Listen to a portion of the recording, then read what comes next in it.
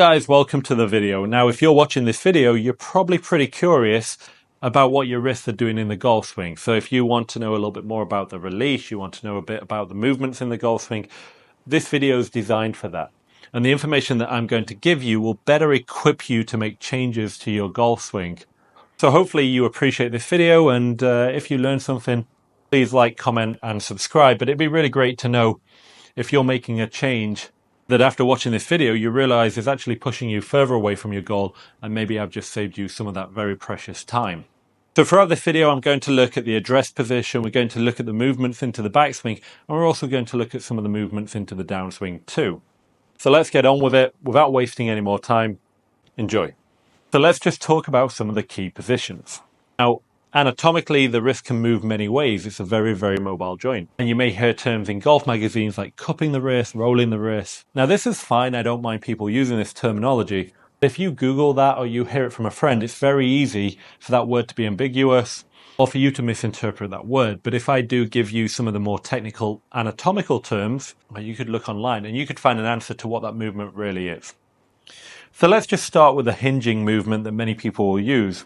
If this golf club goes up, that's radial deviation. If it goes down, that's more ulnar deviation. For this video, we can call that hinging the wrist. The second movement that I'm going to look at would be the flexing and extending of the wrist, or you may call that cupping and bowing. For this video, let's call it bowing and cupping. One more movement that I'm going to look at, we may call this the supination and the pronation of the lead arm. Pronation, holding a soup ball, supination, or soup. However, for this video, let's just call it rolling the forearm towards the target. This video, let's just call this forearm rotation. Believe it or not, throughout the golf swing, depending on the combination of these wrist positions, it can actually do some really, really funky stuff. So what I mean by that is supination in one plane would close the face, and supination in one plane would change the path. So it's quite interesting when we look at these movements that depending on how they're combined with a different wrist movement, it can impact whether we're closing the face, changing the path, increasing the power, or changing the loft of the golf club. But we're doing something effectively to that club face that creates a result that may or may not be desired. So what about the wrist movements at address? Well, if we had a golf swing that was maximum unhinged, or as we were mentioning earlier, the most amount of ulnar deviation, that might be similar to what you see in Bryson DeChambeau. Well, what that will do is it will give us the least amount of change from address position to impact in the raising of the shaft, which in very simple terms would mean that we'd be at a higher risk of hitting the ball from the heel. Because when we swing and we raise the handle, you can see how the golf club gets pulled towards me, and that allows me to hit the ball less from the heel. So if at your address position you've gone athletic, you've stood very tall, you've raised the chest, you've raised the handle, probably at a higher risk of hitting the heel. You'd be at a higher risk of hitting the heel. Now if you took something like Keegan Bradley and you bent forward more and you lowered the hand, now as you come into impact you've got more range to raise the handle of the golf club, pulling it more towards the toe, so you would be at a lower chance of hitting the heel. And successfully, many of my students have changed the way they strike the ball just by lowering or raising their address position somewhat to move that contact. Now, a little bit of a secret, for every 1 degree that you change that lie angle, your contact typically moves by about 8 millimeters. So you're hitting 2 centimeters from the toe. You may find that raising your handle a few degrees at the beginning would make your contact better. So that would be the unhinging or hinging at the address position. Now let's look at the arm rotation, the pronation, the supination. So if I were to take a combination where my lead arm would be pronated the most, or rolled away from the target, and my right arm would be in a bicep curl or the most under position, this gives me the greatest ability for my forearms to rotate somewhat towards the target. Now I'm very careful how I'm saying this, and I've simplified this wording quite a lot. By putting it into a position where the right elbow would be the most under, even inwards, and the lead arm would be on the top, that would be the easiest way to create more closing of the club face at impact, meaning the ball would be less likely to start to the right or more prone to start to the left. What if we did the opposite? And we get the left arm, we put the left arm under, and we'd put the right arm on top. Now, this is something that typically I would see from beginners. They'd be building in more probability that the face would be opening during impact, creating a shot that starts more to the right and curves further to the right. Not the best way to play golf. Now, also, I will see some combination where the elbows point out. And this is often spotted by a huge gap between the forearms. Or people have read the Ben Hogan book and they've put both elbows under into a bicep curl position, and their forearms are much closer together too. If I were looking at a more standard position to be in, one that would benefit a slightly more closed face to path to create a little bit more draw, a little bit less spin, a little bit longer ball flight to help people hit the ball longer, I'd prefer the right elbow to be in a slight bicep curl position, with the right elbow pointing somewhere towards the right hip. If we were to take the left elbow and it could be pointed towards the left hip, towards the target, or somewhere in between at 45 degrees, my preference to benefit the draw shot would be somewhere between this position 2 and position 3. 1, 2, 3. So let's say 70 degrees turn. That'll give us a greater ability to close the face with the way that the forearms behave, to reduce the chance of a shot that starts too far to the right. Now, if we are hitting a draw shot, just remember that the ball should be starting right. So again, this may be the way that you look at changing your club face through the address position. Now, if we take the grip position, let's say we take the left hand and we put it in a position that's very close to Adam Scott, turned towards the target. That, all things equal, will make it more likely that the face will come in open at impact, creating a shot to the right. A left hand on top would give more closing to the face, and somewhere where around 2 knuckles are showing would be somewhere in the middle. Again, we're looking at the extremes and maybe staying away from the extremes. We're not looking to be Matt Fitzpatrick. However, if you've got that grip, just all you need to know is that it may help or hurt your ball flight that you have at the moment. With the right hand, we could look at the amount that the right hand is underneath. So a right hand that is the most underneath would create more of a left shot, and a right hand on top would be more prone to making the ball start to the right. Again, understanding where your ball starts and how much it curves is pivotal to some of the changes that you may be making. If you were to ask me a preference, I'd like the left hand to have around 2 knuckles showing from the front camera, and I'd like the fat part of the right hand to cover up the thumb on the left hand. What you should find is the connection between the left thumb and the finger point somewhere near to the right shoulder. That would be my baseline, because I feel that's in the middle of where the grip spectrum could be, and it gives you a lot of flexibility during the swing to put the golf club in a position that is not too extreme from your address position. So we want a little bit of wrist hinge at address. We don't want this at the most extreme level, typically looking for the arms to hang down and some radial deviation in that wrist, definitely not at the maximum, and then not on the extreme on the minimum, unless we were trying to reduce the amount of toe shot that we may get. Then the right elbow can be under, the left arm can be a little bit on top, and a 2-knuckle grip with the right hand having the line pointing somewhere towards the right shoulder. That may not be you, and it's okay if it's not you. Matt Fitzpatrick's a very good player. So is Paul Azinger. And then if we look at Jordan Spieth and we look at Adam Scott, they're pretty good players too. So I can't tell you that one of those grips is correct and one is wrong. But it is good if you understand what they are more likely to produce. So now let's have a look at the takeaway. Now, quite often I hear golfers say, well, I'm trying to set my wrist and hold it throughout the golf swing. But the wrists are very, very dynamic. They are all the time changing these movements in what they do, and they're not locked in one certain position. And even when you do look at golfers with stable wrists, I can assure you that they are super active. And if you ever get the chance to look at wrist graphs, you'll likely walk away from it pretty confused. When we look at the takeaway position, if we were to just hinge the golf club purely, as we take the hands back, we'd end up in a very Matt Wolff-like position. So what would be missing? Well, this is where we allow that forearm to rotate away from us. So if we feel that the hands go towards the right leg, and we start to radial deviate or hinge the golf club, and we allow a little bit of forearm rotation in there, we'd be looking for the sweet spot of the golf club to line up with the hands by this position. However, understand, if we were to rotate that forearm too much, 2 things may happen. 1, the left arm starts to go away from the body, which also creates a little bit less tilt as you go back. It's much more difficult to make that shoulder go down. But now we've got a couple of problems. 1, the sweet spot's a long way behind the hands, so it could create a very chaotic inside-out path. But now the hands are also further away from the body, so we're exposing ourselves to a shank. Neither of that's very desirable. Now, I'm not saying that would happen, but you'd be more prone to see professional golfers get in this position pretty good, where the hands are going closer to the body in the backswing, and the sweet spot of the golf club starting to line up with the hands. Now, what about this club face? This is debated. Now, if we were to bow the wrist more, we would start to close the face, creating a more likely draw shot. Now, if we were to cup the wrist, that club face would open, the ball may go more to the right. Now, to give you an answer of how your club face should look is very difficult, because this really depends on the way that you grip the golf club in the first place.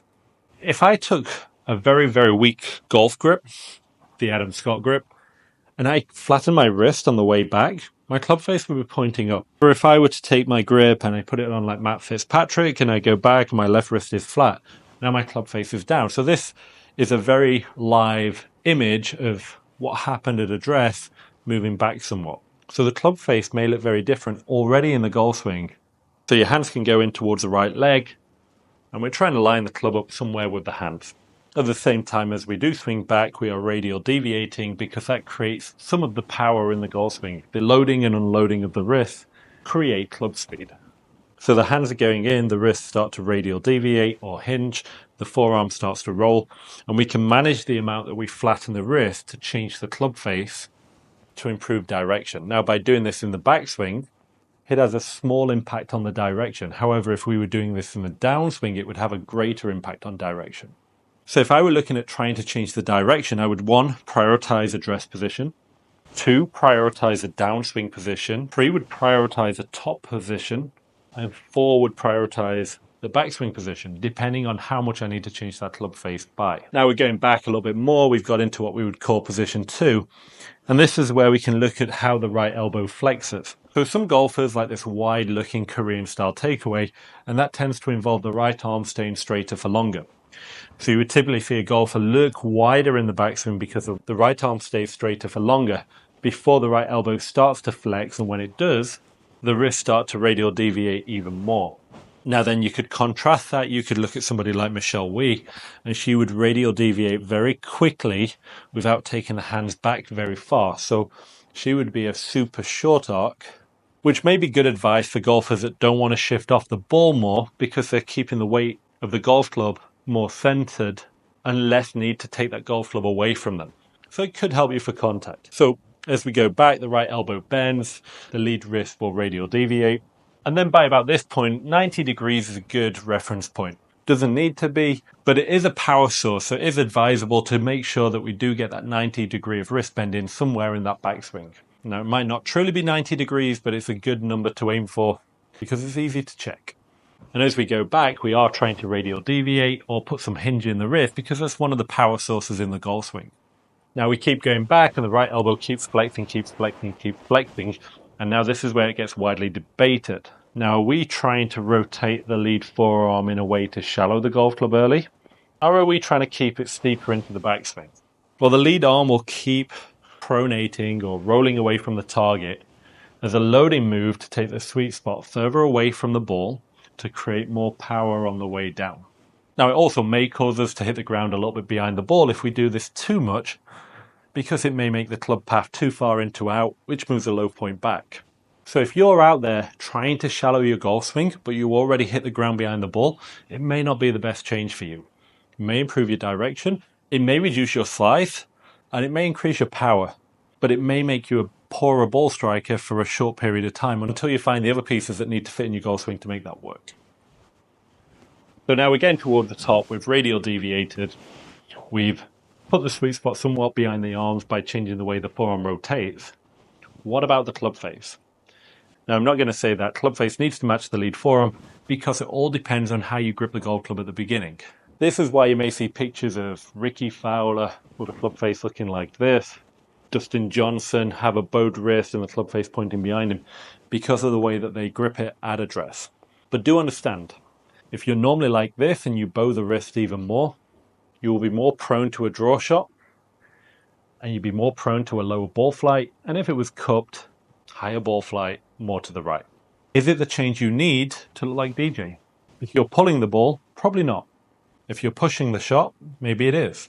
If we look at the wrist position from a slightly different view, and let's say we take my wrist, I've built in the 90 degree of radial deviation, and now I rotate my forearm, and now I were to flex the right elbow and pull the lead arm up against my chest, that's the loading mechanism to create power.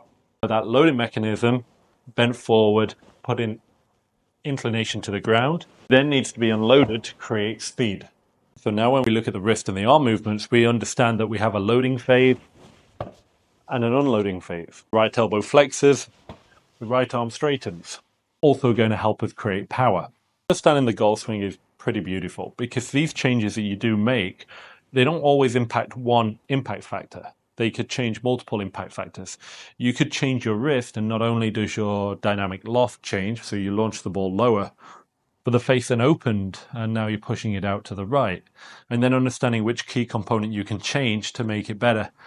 Sometimes it is really good just to go find a qualified professional who's going to help pinpoint those changes to you to make you strike the ball better.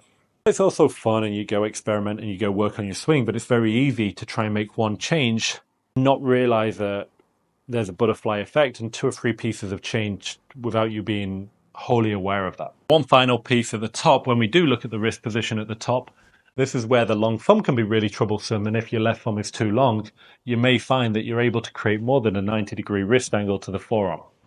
If your thumb position was shorter, it's a lot harder to overswing. Now let's say we pair that and we put in DJ's wrist position. Now it's going to be very difficult to go too long at the back. If we cup the wrist and we extended the thumb, that would give us the most mobile. So I'm trying to keep my forearm 90 degrees to the ground. Cupped wrist, long thumb, super over. I shorten the thumb, I bow the wrist. I'm trying. That's probably the most I can go. Can't even get to 90 degrees. So again, just consider that by bowing the wrist, we may not have the most power. But then you take somebody like DJ, he's got a very long left thumb and he's got a bowed wrist, and he manages to create even a little bit more than 90 degrees in that. Anyway, let's get back into the downswing. So then when you start looking at the downswing, we've gone to the top. It's very fashionable right now to bow the wrist, shallow the shaft. So what are those 2 movements? Well, really, that was it. We bowed the wrist a little bit more. Bowing of the wrist will tend to sit down the right elbow a little bit more and reapply the pressure point under the trail arm. Bowing the wrist movement, and it will tend to create more of a shallow movement to the shaft, which moves the sweet spot more behind us, that allows us to swing more degrees inside out, but it could be too much, and it could cause us to hit the ground behind the ball. So I say again, if you are a golfer who's struggling with good contact and you're working on shallowing your club, it may make you worse short term. So gun to the top, bow the wrist, right elbow stuck to the side of the body. We don't necessarily need to do that. What you will find is if you come down and you actually increase the wrist position as you come down to an acute angle, it's actually going to induce a little bit more cupping in the wrist. If I bow the wrist and then I try to lag the golf club, I can't do that. There's a limit. There's a restriction in the way the wrists are built that will not allow that to happen. So accept that if you're going to the top and you're trying to fixate on that flat left wrist and maintain it, you may find that your downswing becomes wider from the front camera. So I'm not afraid to see golfers come down with somewhat of a cup in the wrist. As long as the wrist is closing enough degrees in the final part of the golf swing to make sure that the face is not too open at impact to create the desired ball flight. You will also see that in Rory's wrist on the way back that his lead wrist is cupped. Morikawa would be bowed. Both are pretty good players. The lead forearm, in terms of the shallowing part, the lead forearm, I would say it's very important not to allow the golf club to go over. And this sometimes can be achieved super simply. You just try and hit the golf ball slightly to the right. So by the time you get to the top, your intent is to hit that ball to the right, and it will make it easier for you to keep the sweet spot behind the hands, hitting the ball off to the right. Surprisingly easy. And then once you've done that, you will need to bow the wrist to close the face so it doesn't go too far right and turn into a push shot. We're getting into this desired position. We've got the end of the golf club parallel to the ground and the hands on the right leg. Great position to create power. Now this is the final part of the video. We are not holding that release. We are releasing these positions by allowing the right arm to straighten just after the ball and the shaft to line up with the left arm. We will unleash more club head speed to create more distance. The golfer I saw recently would have shaft lean at impact, a wide downswing. So wide downswing, shaft lean, did not hit the ball as far as they should. You could also have a narrow swing that never releases. You would dig the club into the ground potentially or top the ball. Also not a great way to play golf and becomes very difficult when you start hitting wedge shots. We have these angles, we have these positions, we release them. Ideal deviation, ulnar deviation. Slightly bowed left wrist, closed club face. Slightly extended lead wrist, more open club face. Depending on the grip that you had at the dress, may mean that you need a cupped or a flat wrist at this position. Elbow position pointing more to the right side, the lead arm would be more pronated, gives us more of accumulated free unloading, which can create more speed.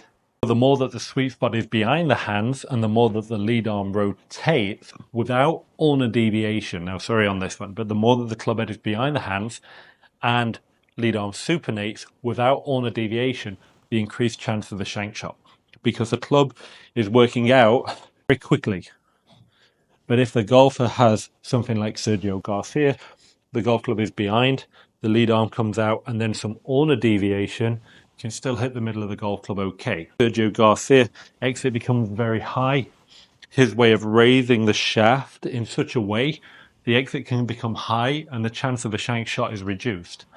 Some golfers lead arm in, lead arm pronated, going into supination into a Tommy Fleetwood exit. Golf club goes out, the shaft never raises, the ball is hit from the heel of the golf club. Devastating, not a great way to play golf. Now post impact, we should have this position where the lead arm is somewhat ulnar deviated to transfer as much of that speed as we can to the ball while controlling the club face. Now also one thing to note, if you are a golfer that early extends, pushes the pelvis forward, loses the right arm flex too early, club face is in its most mobile position and we can lose the direction very, very quickly. However, if the right wrist is extended or flexed, and the right elbow is bent, and the backside is back, and the hands are forward, now we're in a position where it's very difficult to rotate that club face, and the direction can be somewhat easier to achieve. If we've got that, the right shoulder is going to be lower, that's going to create a little bit more tilt, and it's necessary for us to have more hip sway to make that work. Like I say, the golf swing's beautiful, mysterious, and very difficult to give your friend just a little bit of advice when his golf game's not going well. Anyway guys, lots of information in this. Really, if you do have any questions, please reach out and we'll help to build a better knowledge of your golf swing.